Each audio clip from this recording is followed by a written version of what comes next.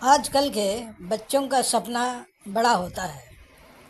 सभी छात्र इंक्लूडिंग माँ बाप भी चाहते हैं कि उसका बच्चा अच्छी नौकरी करे और परिवार का तथा गांव का नाम रोशन कर सके। इसी सिलसिले में मैं एक रोचक तथ्य आपके सामने प्रस्तुत कर रहा हूँ। बात यह है कि उत्तर प्रदेश के जौनपुर ज़िले के माधोपट्टी गांव को आईएएस, आईपीएस, पीसीएस अफसरों की फैक्ट्री कहा जाता है। इस गांव में सर्वेक्षण के दौरान लगभग 75-80 परिवार थे, जिसमें से करीब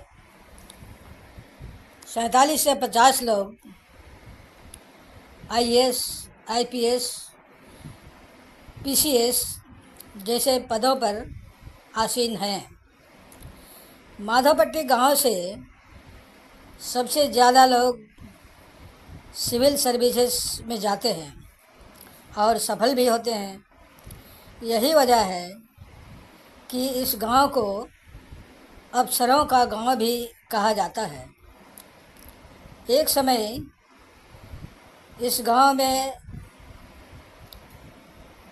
एक ही परिवार के 5 लोग आईएएस ऑफिसर बने थे।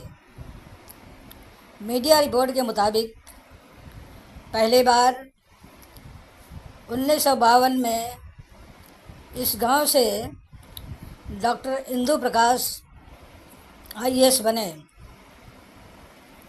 और यूपीएससी में दूसरी रैंक हासिल करके गांव का नाम रोशन की। उसके बाद 1995 में विनय सिंह को आईएएस में 13वीं रैंक मिली और बिहार के मुख्य सचिव बनकर गांव का नाम रोशन किए। इसके अलावा 1964 में छत्रसाल सिंह ने आईएएस परीक्षा पास की और तमिलनाडु के मुख्य सचिव बने। साल 1964 में ही अजय सिंह और 1968 में शशिकांत सिंह ने आईएएस अधिकारी बनकर गांव की विरासत को आगे बढ़ाया। जब 1995 में इस गांव के विनय सिंह आईएएस ऑफिसर बने थे, तब कुछ ही वर्षों बाद इसी परिवार के 4 लोग आईएएस ऑफिसर बनकर रिकॉर्ड तोड़े थे।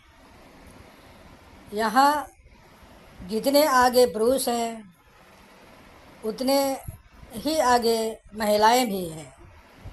इसी गांव में 1980 में आशा सिंह, 1982 में उषा सिंह और 1983 में इंदु सिंह ने अधिकारी बनकर इस गांव का नाम ऊंचा की थी।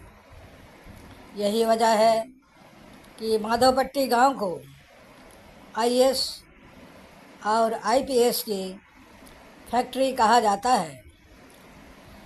इस गांव की कुल आबादी लगभग 2000 है और लगभग 800 लोग शिक्षित हैं।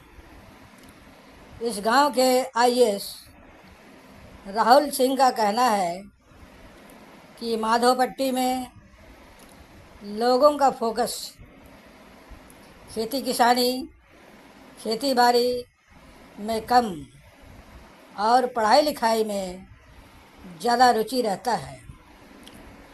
मीडिया रिपोर्ट के अनुसार इस गांव के लोग आईएएस, आईपीएस, पीसीएस के अलावे वर्ल्ड बैंक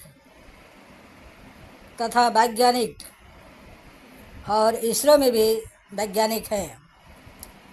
माधवपट्टी जौनपुर में 3 प्राथमिक विद्यालय, 1 जूनियर हाई स्कूल और 2 इंटर कॉलेज है। हो सकता है अभी बढ़ गया हो। माधवपट्टी जौनपुर में सबसे ज़्यादा संख्या राजपूत और यादव जातियों के लोगों की है। भाई और बहनों, इसीलिए किसी को भी यह नहीं सोचना चाहिए कि हम कुछ नहीं कर सकते हैं या कुछ नहीं बन सकते हैं। अगर अच्छी पढ़ाई, मेहनत, मार्गदर्शन और प्रोत्साहन मिले तो कोई कुछ भी कर सकता है, कुछ भी बन सकता है। इसलिए इस गांव से हमें भी सीख लेनी चाहिए। समाप्त। धन्यवाद भाई और बहनों।